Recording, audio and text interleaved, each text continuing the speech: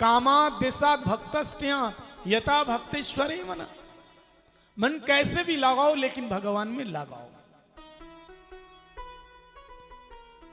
हिरण्यकशिपु इसका सबसे प्यारा छोटा सा बेटा था, नाम था प्रहलाद। आहलाद, अनुलाद, संगलाद, ये 3 बेटे और सबसे छोटा वाला प्रहलाद था। प्रहलाद जी बचपन से ही भगवान का भक्त था, क्योंकि ये मां के पेट में रह करके नारद जी का संग हुआ था। इसलिए प्रहलाद महाराज जी दैत्य बालकों को कहते हैं, दैत्य बालकों को, कि बचपन से ही भगवान का भजन करो।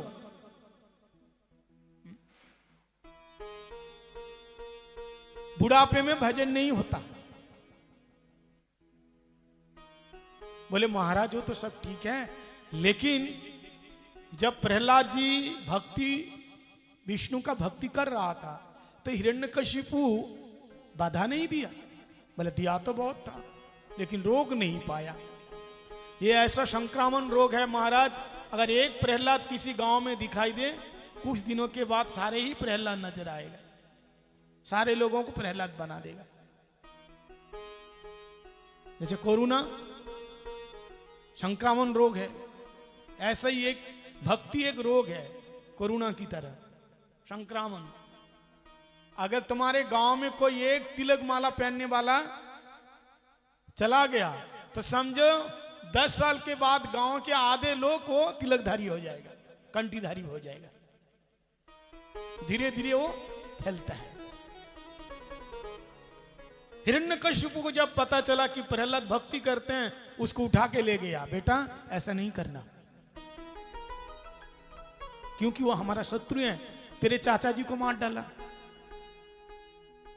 विष्णु ने हिरण्याक्ष को, गुरुकुल में भेजा, प्रहलाद जी को गोद में बिठाया और कहा गुरुजी ने तुम्हें क्या शिक्षा दिया ये बताओ। तो प्रहलाद जी बड़े प्यारा और कहा पिताजी आप सुनोगे?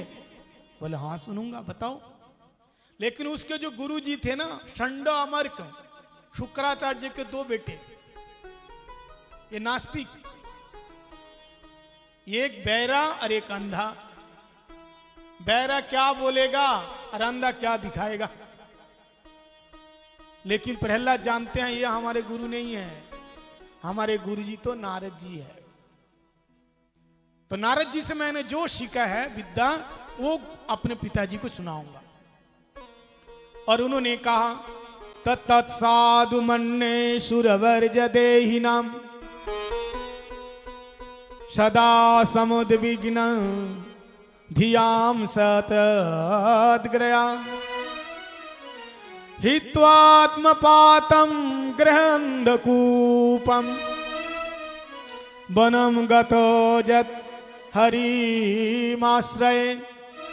पिताजी हमने ये विद्या सीखी है कि तत्साधु मन्ने सुरवर्ज देहिना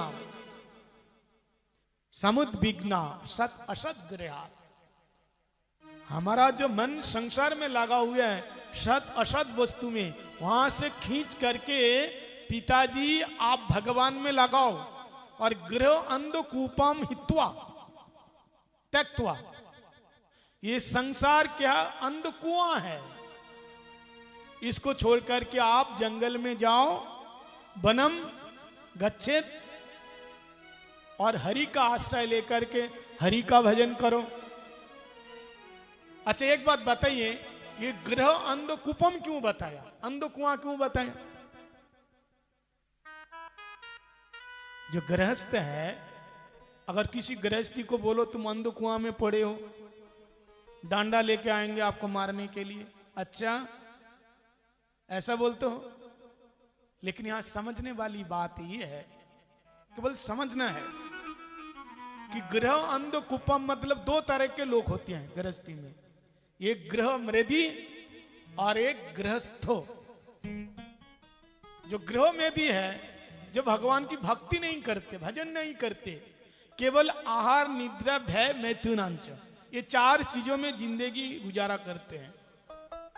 वो उसके लिए गृह अंधकूपम, उसके लिए गृह अंधकुआं है।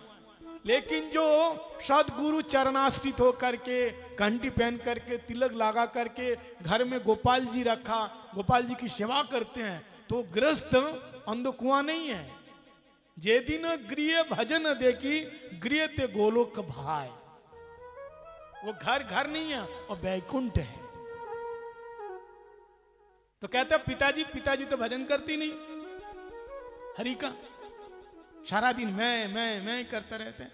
इसलिए पिताजी आप कि हित्वात आत्मपातम गृह अंधकूपम वनम गता जत हरिमाश्रय,